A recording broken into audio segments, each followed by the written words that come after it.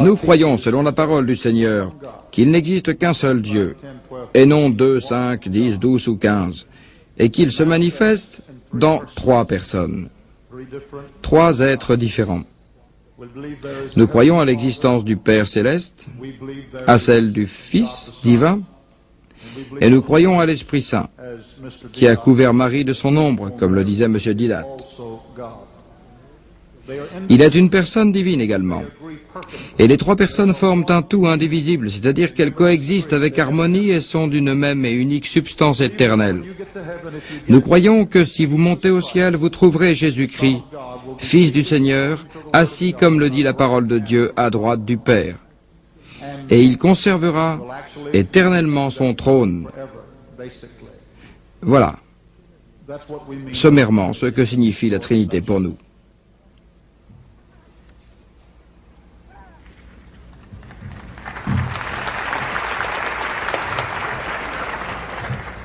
Nous avons le temps pour 2 questions de plus. Monsieur Didat, croyez-vous à l'Esprit Saint et pourquoi?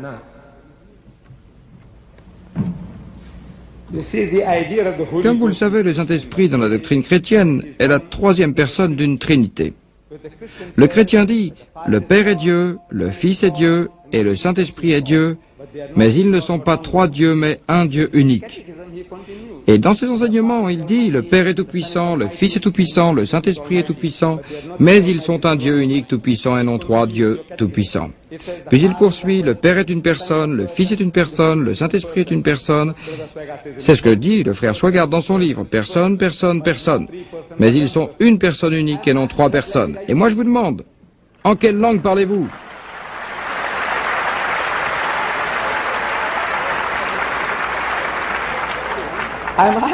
Parlez-vous en anglais? Par Dieu, c'est une hérésie incompréhensible. Il dit personne et personne et personne, mais ils ne sont pas 3 personnes, mais personne unique. Je demande à frère Swagard, supposez que vous avez 2 autres frères et que vous êtes tous les 3 jumeaux et que vous êtes identiques à tel point qu'il est impossible de vous distinguer l'un de l'autre. Si l'un d'entre vous commet un crime, a-t-on le droit de prendre l'autre? De pendre l'autre? Non.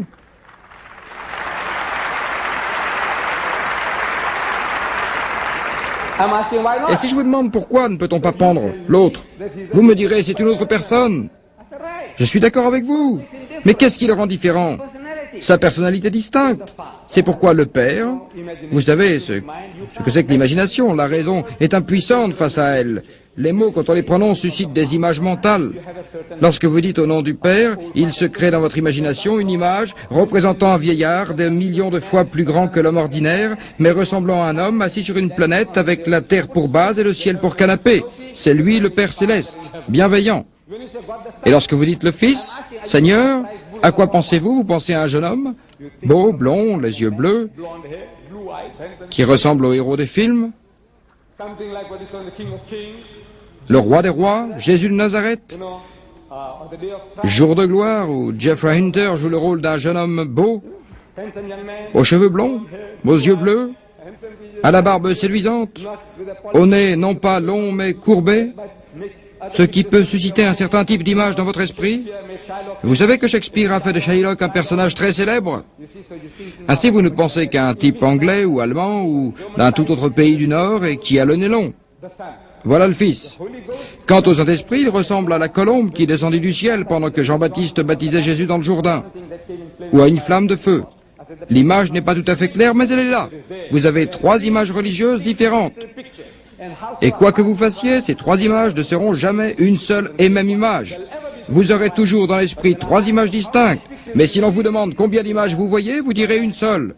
Et ce sera un mensonge. Chers frères et sœurs, vous me mentez.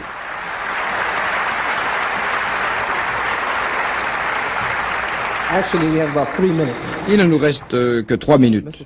Monsieur Swagard, la question que je vais vous poser émane de la direction. Nous autorisez-vous à donner une copie de ce débat à qui le désire? Deuxièmement, pourquoi ne nous avez-vous pas autorisé à diffuser le débat à la télévision? Troisièmement, nous avons proposé de diffuser ce débat à la télévision de la Mecque. Pourquoi avez-vous refusé?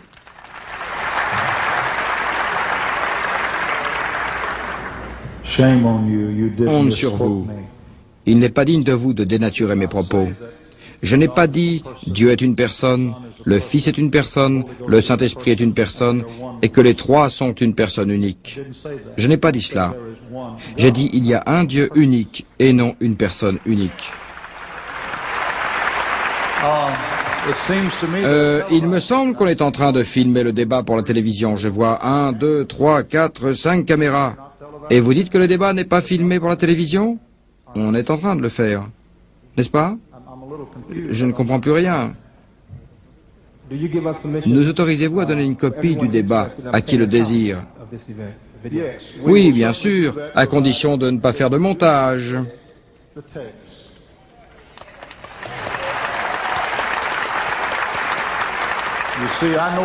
Comme vous le savez, je connais les trucages de la télévision.